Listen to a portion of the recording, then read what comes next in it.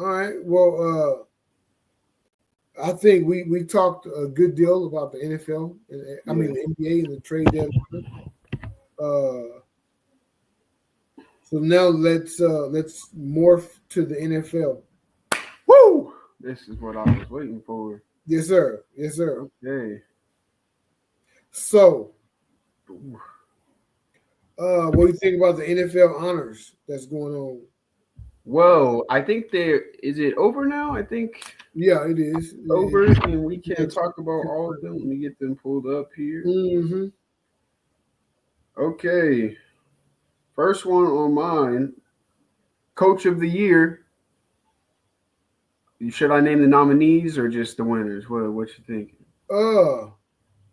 Just the winners, man. All right. Coach of the Year, Kevin O'Connell. Yeah, I was happy to see that. Me too. A lot of people felt like it was a Dan Campbell year. Fair and reasonable. I think all the nominated coaches, there's only one I would have been upset with winning, but even then I couldn't be too upset with him because he made it happen this season despite all the odds being against him. Yep.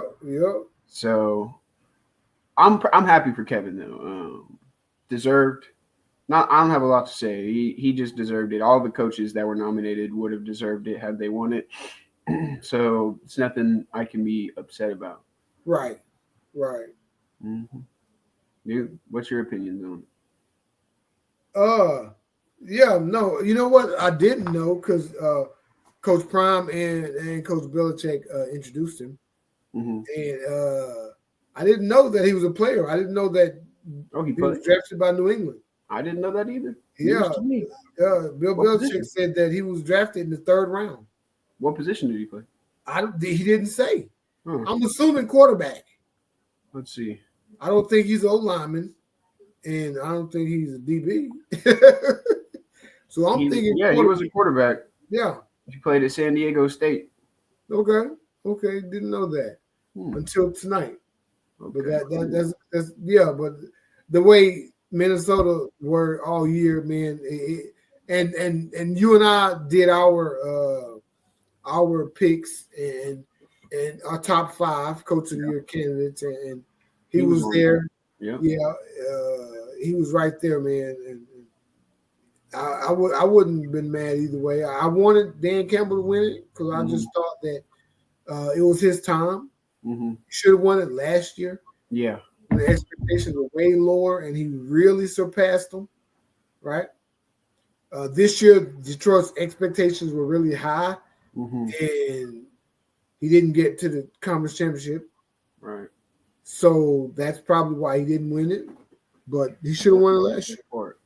I personally had Dan Quinn winning it, but just because he turned Washington from nothing into way more than something. NFC championship game participants. Absolutely. Yeah, sure. But Kevin wasn't. I don't think the Vikings were expected to have the seasons they had, especially because they had Sam Darnold at quarterback. Yeah. So, hey, I'll give him his applause. Yeah, absolutely. Let's see him replicate this year, next year, and I'll be even more happy for him. Okay. With JJ McCarthy. We got comeback player of the year winner Joseph Burrow. Yeah, that was your pick. Yep, you had it. I think actually my pick was Sam Darnold. Oh, it wasn't Joe. Oh, it was my pick, Joseph? I think your pick was Joe Burrow, yeah. Yeah. Okay. Yeah, my pick was Sam Darnold. I'm giving you my credit. So because he came back from a gruesome injury. Mm-hmm. And he damn near was in the hunt for the MVP. If they'd have won a few more games, he'd have been in the hunt for that. Yeah. That's how impressive his numbers were. Mm-hmm. If Sam Darnold had won it, I wouldn't have been, tripping. But Sam Darnold just got a punchable face. Like, don't nobody like Sam Darnold, I don't think. I don't know if you were. I was watching. He understand. He didn't like he was happy. He didn't like he was smiling at nobody. No. Like, you just want to slap the shit out of Sam Darnold. That's the way it seems. But so good for Joe Burrow, man. Definitely good for Joe Burrow. Yeah, Deserves it again. I wouldn't say I feel that all of the people nominated for it this year deserved it, but he definitely did. I also think Sam would have deserved it. Yeah. Yeah, he had a heck of a season, and I'm not hoping that they can pull it together next year because we're in the same division. But for as good of a player as he is, I trying not to say I hope he wins more games next year, but he should. He should. Yeah.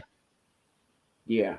we'll just move on. Defensive Rookie of the Year winner Jared Verse. Now this one I saw coming. I knew he was a nominee for it, but I personally had one of the Philly corners winning it, being either Cooper DeJean or Quinyon Mitchell.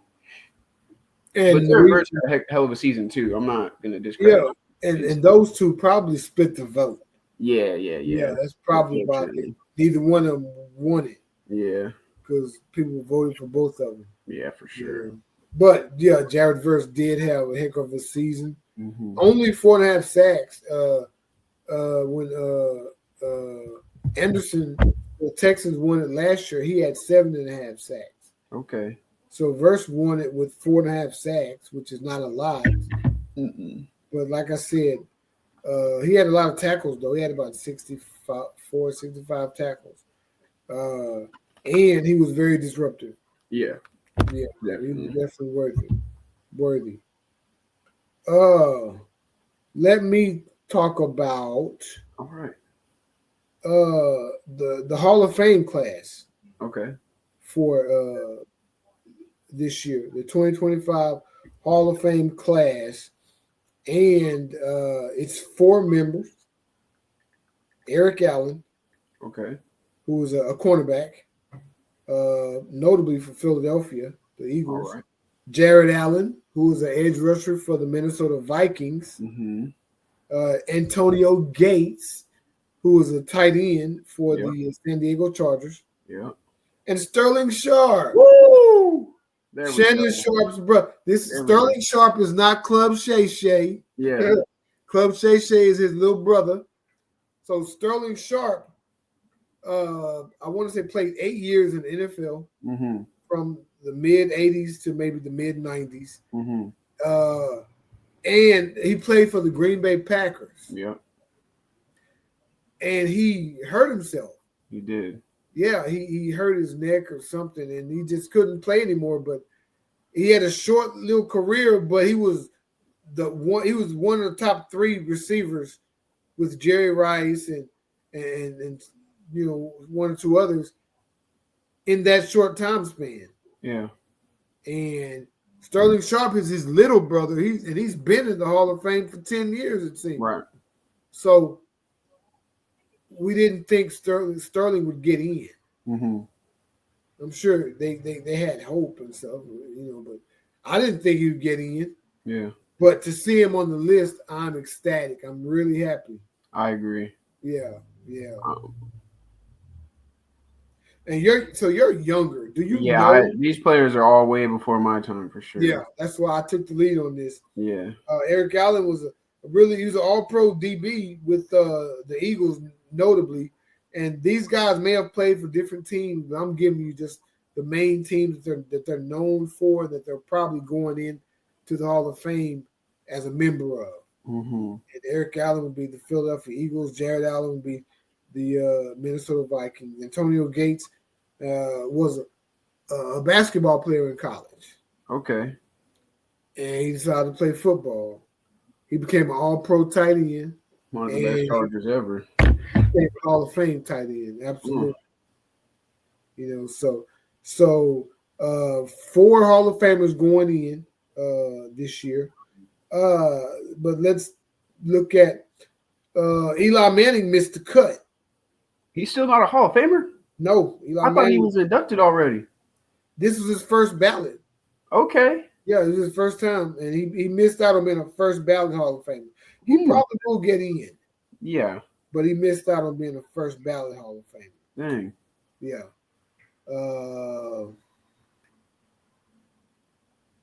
Yeah. So let's look at next year real quick, and then we'll move on. But some big names in the 2026 eligibility for the Hall of Fame include Larry Fitzgerald. Woo, has to. Drew Brees. Woo, has to. Yeah, just give me a yay or nay. Okay. You know what I'm saying? Like, don't even think about it. Just give me a yay or nay. Phillip Rivers. Yeah. You thinking about it, man? Just give me Yeah. Jason Witten. Nay. Frank Gore. Yay. Julian Edelman. That's his first? I don't know. It's just the class of 2026. Yay. So I'd say yay. Marquise Pouncey. I don't know who that is. He was a center for the Pittsburgh Steelers. Oh, right. I didn't know who that is. For him. If you don't know who he is, he was good enough. I'll say yay. Yeah, I would say yay. LaShawn McCoy. Yay. Philadelphia. Thomas Davis. I don't know who that is. Linebacker for the Carolina Panthers. His career was cut short for injuries. He may have played 8 seasons as well, but he was all-pro like in 5 of them. Yeah, I would say, Thomas Davis probably be the first ballot. Greg Olsen, tight end for Carolina. Yep. Alex Smith.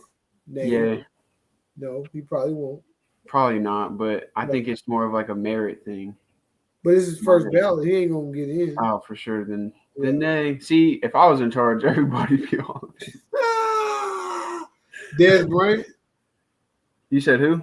Dez Bryant. Yay, for sure. Mm-hmm. Okay. Steven Gostkowski. I don't know who that is. I want to say he's a kicker, but I don't really know. Geno Atkins. I'll say no. Yeah. I'll say nay, just because he was a one technique. He's a nose, and they don't respect the noses like they need to. Yeah. Like if it was for me, I would say yes, because I think Geno Atkins he was one hell of a career. Mm-hmm. But I'm gonna say nay because I don't think he's gonna get in. David DeCastro, another old lineman from Pittsburgh. Yeah, don't know him. Mike Pouncey, Marquise Pouncey's brother. Okay. They both might get in. They were both really good players, but I'm not sure they, Sean Lee, who's a linebacker for Dallas Cowboys. I would say nay. Yeah, he was a good player, but he wasn't a great player. Gotcha. Todd Gurley. Oh, nay. Yep. And Jarrell Casey, probably a nay. So how many do we have going in just based off of first instinct? Larry Fitzgerald. Yeah. Drew Brees. Phillip Rivers. Yeah. Jason Witten. Yeah. Frank Gore.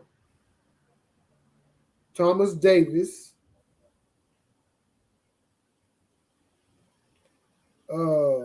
Did you say Dez Bryant? I did. Okay, we'll see. Dez Bryant. And I'm gonna say Marquise Pouncey or Mike Pouncey. I'm not sure both of them will get in. They're twins though. Oh. Yeah. So about 8. And I don't think they're gonna get that many in. Yeah, how many do they usually 5, 6? 5. Yeah. So it's gonna be 2 or 3 left off. Yeah. Probably small. I said Julian Edelman too. I said yay to him. Yeah, I would say nay. I can understand saying nay to him as well. Yeah, I would say nay, Julian Edelman.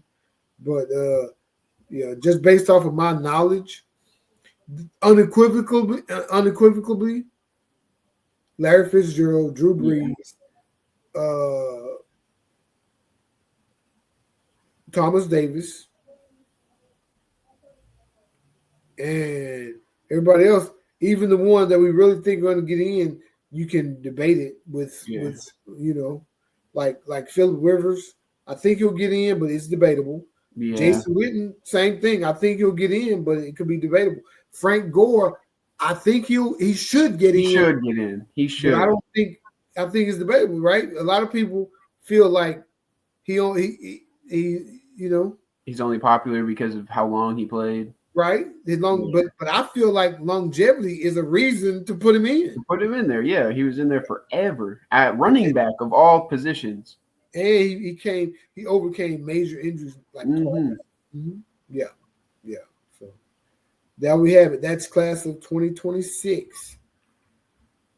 Yeah, those first two required. Yeah. So next up, Josh Allen wins Sportsmanship Award. Bills quarterback is the nicest guy in the NFL. Yeah. I mean, I could see that. I don't know who he went against, but I could see that. Right. You already said Jared Verse, defensive Yeah. rookie. Okay, who else you got? What else you got? We have the offensive rookie of the year. To no surprise to anyone. No surprise.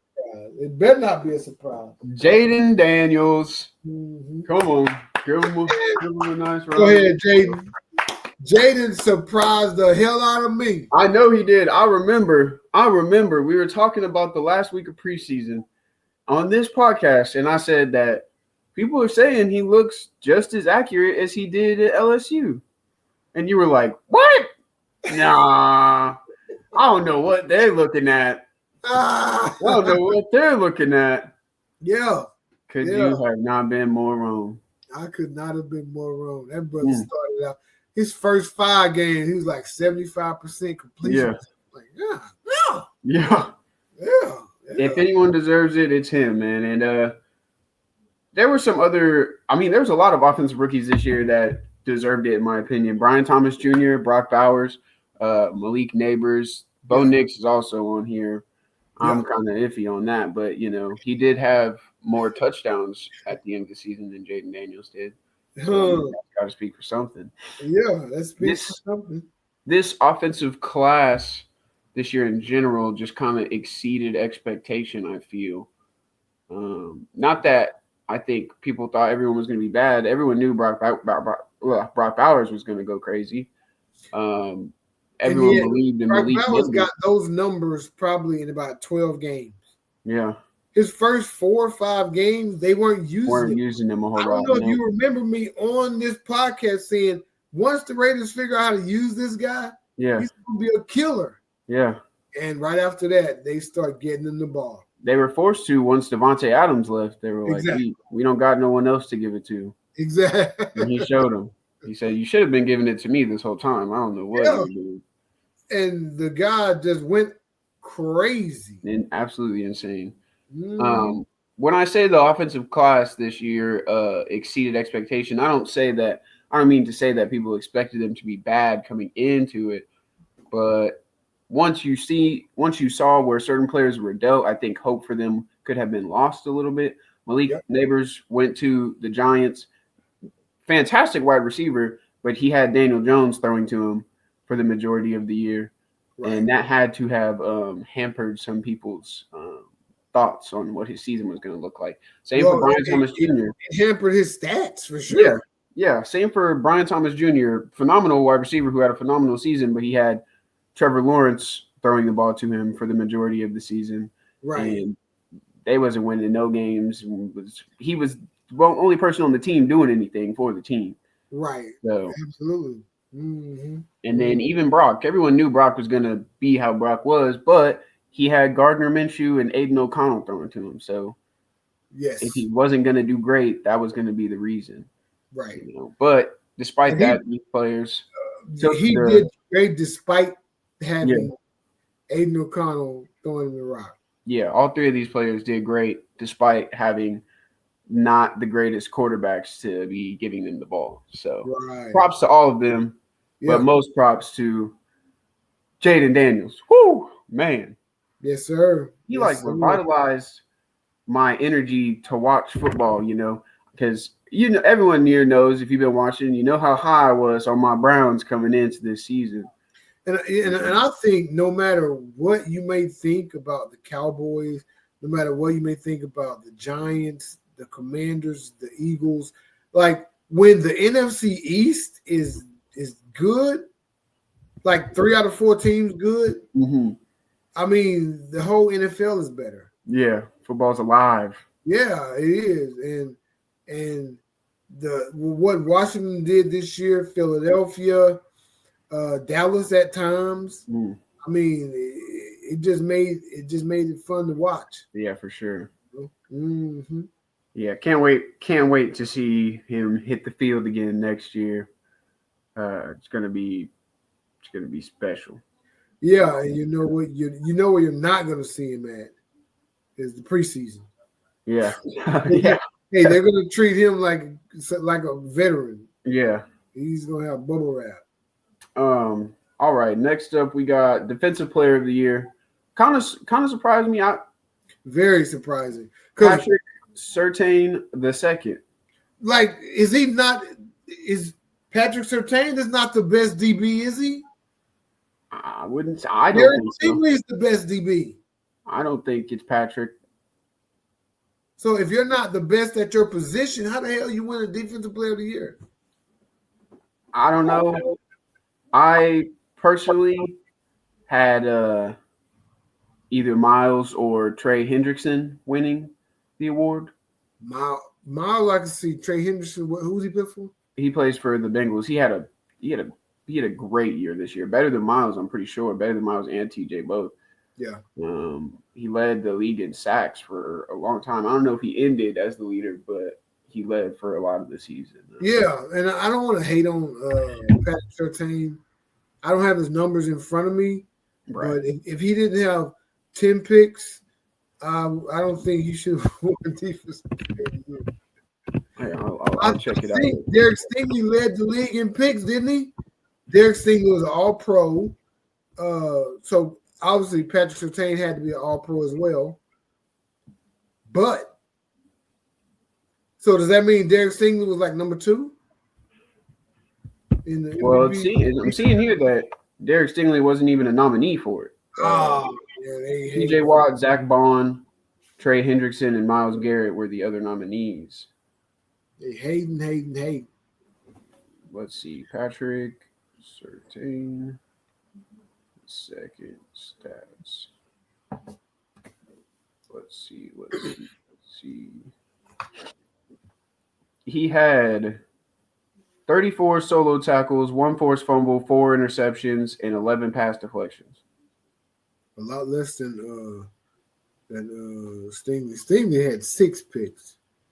Yeah. Stingley had about 45 tackles. He had like 6 pass defense. I mean, well, I'm not gonna state Stingley's case because he wasn't even he wasn't even in the finals of that award. But congratulations to Patrick Surtain. Congrats. Yeah. So do we do Offensive Player of the Year? Offensive Player of the Year. I haven't said that yet. You want to take it? Yeah. So the Offensive Player of the Year is the player that was not allowed to go for the rushing title in the final game of the season, Saquon Barkley. Go ahead, Saquon. Do your thing, boy. Yeah, you got out of New York and you just showed out. You did. Showed your ass. Ooh. He got out of New York. He was interviewed, and they asked him what his favorite play from himself was of this season. And he was like, I want to say the snow touchdown against the Rams, but then I remember I jumped over somebody backwards. Oh, yeah, you did. You said that's got to be it. Yeah, you did. Yeah, you did. Yeah, you did. You jumped over 2 people backwards. Yeah, what a monstrous season from Saquon Barkley this year, man. Yeah. Averaging 100 yards over the span of like 6 games is crazy. Yeah, in the NFL it is. In the NFL, if you average as a running back 75 yards a game, then you're doing good. Oh yeah.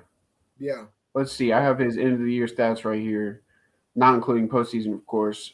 345 carries, first in the league, for 2,005 yards, first in the league, 13 touchdowns, 8th in the league, averaging 5.8 a play. Wow. Man. Let me see if I can get his stats for his last few games. Let's see. Let's see how that went for him. Yeah, in his last, let's just say his last 1, 2, 3, 4, 5, his last 7 of the regular season, one 176 yards against Dallas in the last game of the year. Game before that, 150 yards. Now, before that against Pittsburgh, only 65, but right before that, 124, 107, 255, 146. He had more 100-yard plus rushing games this year than he did double digit. Wow. He had 1, 2, 3, 4.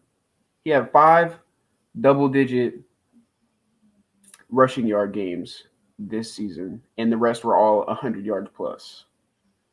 I don't think people understand that. Say that again.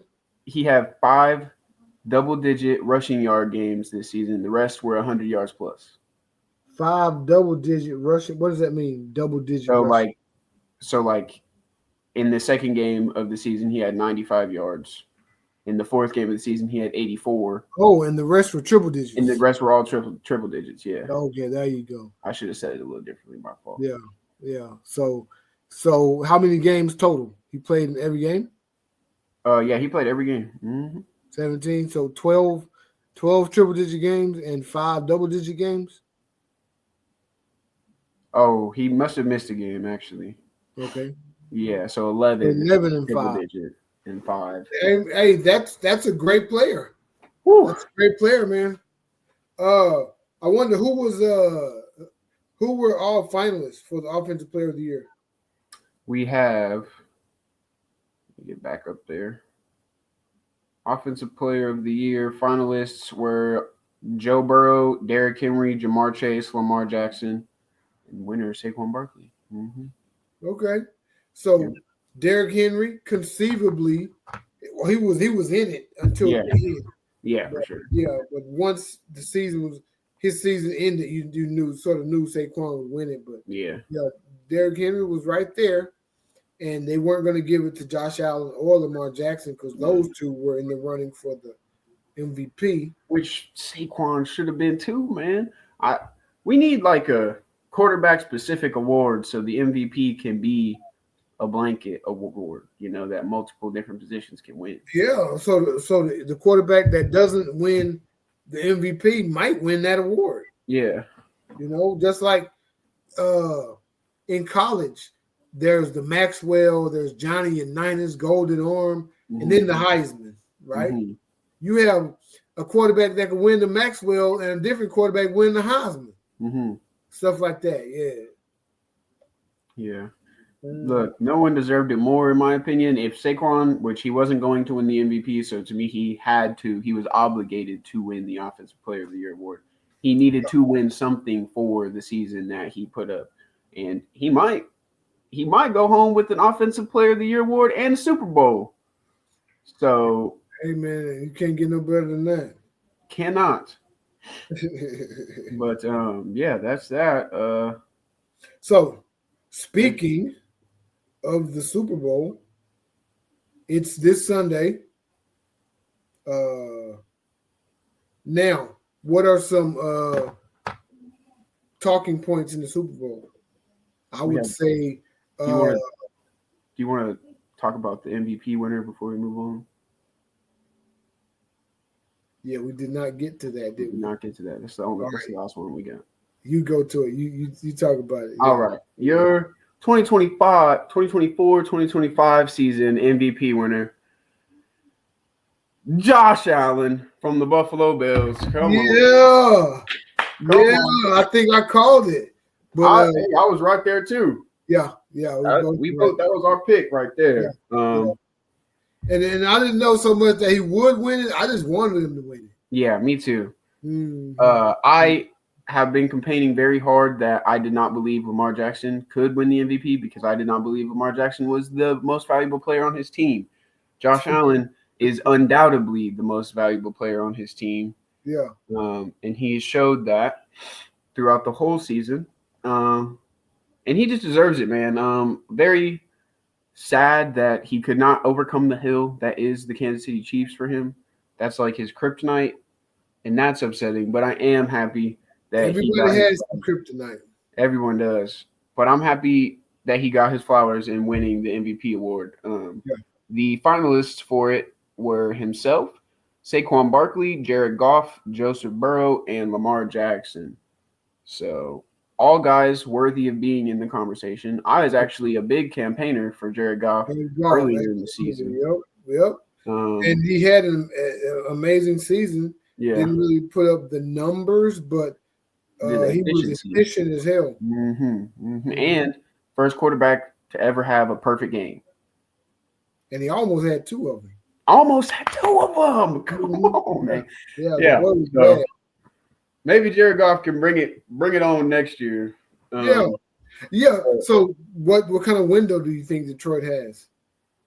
I think they got three more years. I would say so. Yeah, for sure. I don't see it closing. Yeah, I mean, I've seen a lot of people talk about how it's over, it's closed. No, it's definitely not closed. Not right now. Jared's got juice in him. That offense still has juice in it. The defense, you can't look that good and then it just all fall apart the next year. I don't think exactly. And when you have all the same pieces coming back, all you're going to do is add more firepower. For sure. And maybe losing your two coordinators might have an effect, but I think you keep what they taught you carried over to the next season. You promote from within, which I think is what they did. Yeah. So I don't see the Lions just going straight back to poverty anytime super soon. I don't either. Yeah. But congrats, Josh Allen. You deserve this. Yep. So happy you won it. After the podcast, I'm gonna blow up my Ravens fans, my friends that are Ravens fans' phones, and be like, "What happened? What happened?" You know, put my words in for them. Yeah. But yeah. There we go. That's the NFL honors. Good, man.